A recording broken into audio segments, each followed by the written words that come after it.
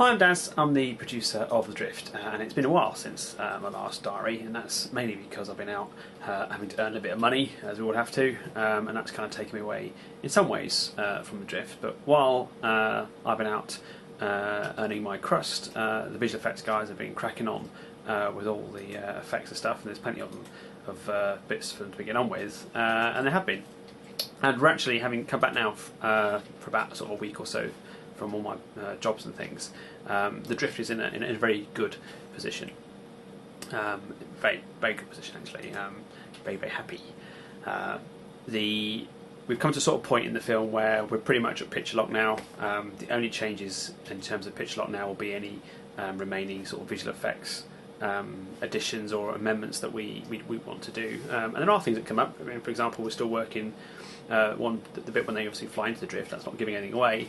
There's still a few bits that John and I have come up with that we think would be better, and then we can't help ourselves but add more bits in. So that's got to be a good thing, although it obviously increases the workload. One thing that's made a big difference more recently is I've been working on a lot of the sound effects, and we've had some sound effects been given to us, contributed by some of the guys in Manchester, some guys from the University of Lincoln, a few bits and bobs. But I've also been adding sort of my own mix, and I've been doing sound effects even longer than I've been making films. So I was creating my own sort of radio shows and sound effects and jingles and stuff like that since about sort of 1984. So a long while I was playing with sound, good eight or 9 years, even before I was getting into video.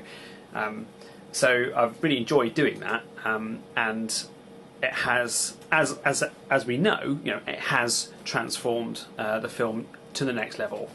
Still some way to go with it, but already you can almost shut your eyes. Not that you should, I suppose, all the visual effects, but you can almost shut your eyes and imagine you're in the drift, and that's a really good place to be. It's where I always wanted to be, and I knew it would happen eventually.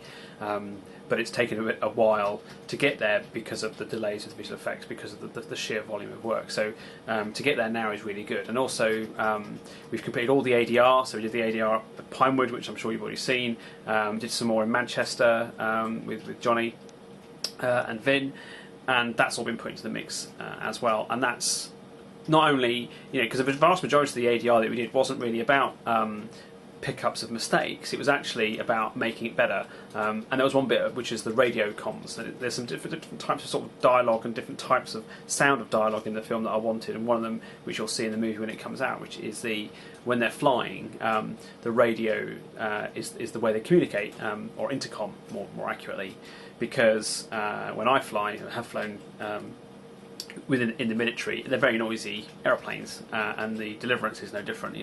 It's not an airliner, it's not all soundproofed or sound reduced. It's a very noisy environment, and when it's flying in the drift and doing stuff, it's very noisy. So everybody talks with the cans on and the microphone.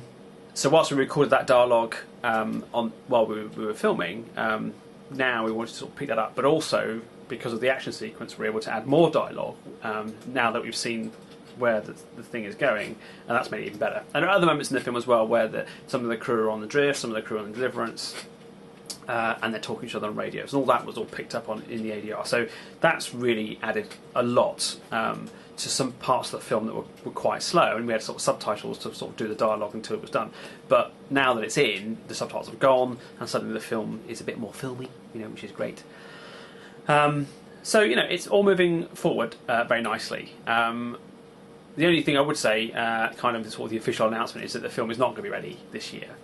It won't be coming out by December 2013, which is what we hoped. I'm actually kind of pleased that it's not coming out then. Why? Because it's now become a lot more than it was intending to be in the first place. Go right back in time, the whole point of The Drift was basically to make a movie about people stuck on a spaceship with lots of things happening to them and them running around and all the rest of it.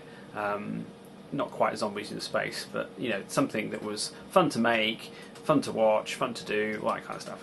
And whilst it is all those things, it's also quite hard to make now, but it's grown since then, and that's the great thing.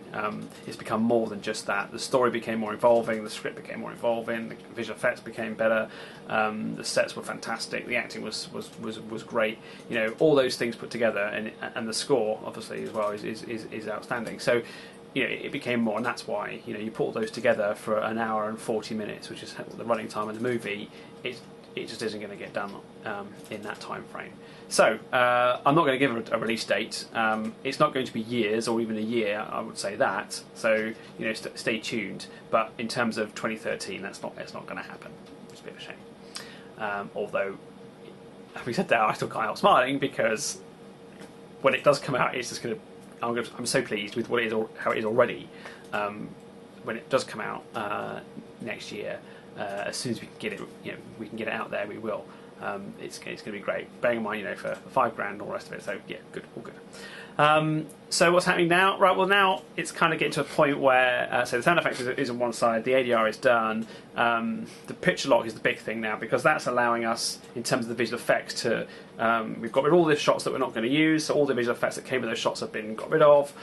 We've now got basically like a whole line or list, whatever you want to look at it, of all the visual effects that need to be done, and we can write notes about all of them and whatever, and that means we're very close to just having a sort of final list. The other thing that's we're really getting close to now is actually finishing the drift. I don't mean the movie, I mean building the drift. In fact, we're very close. In fact, John's behind that camera right now, actually just finalising the last few textures and ships. A big shout out to all the guys that help with building the drift and doing the texturing.